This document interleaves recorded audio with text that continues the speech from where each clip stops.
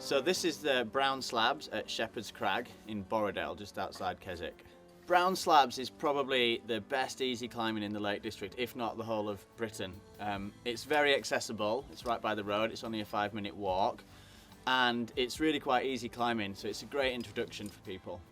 This climb is given the grade of VDIF, which stands for very difficult. However, that actually means quite easy.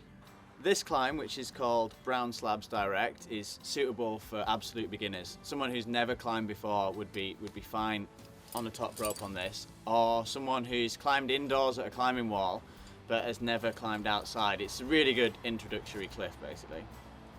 The thing I like most about this particular climb is that you can almost do it without your hands, and that's a really important lesson to learn with climbing, is that it's all about your feet. And you use your hands, you know, for balance and to keep you on, but your feet are much more important than your hands. And this is a good route to teach people that, because, you know, there's good footholds there, and it's kind of like a hidden staircase. So it's a really good beginner route, basically, to teach people some basics.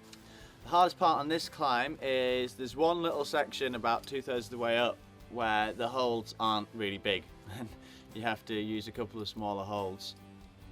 Climbing in the Borrowdale Valley is some of the best in Britain.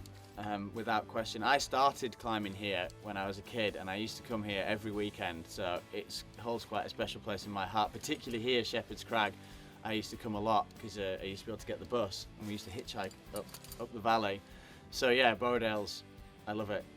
The climbing in the Lake District is definitely some of the best in the UK. The way it differs to some of the other places is, a lot of the stuff here is kind of mountain days.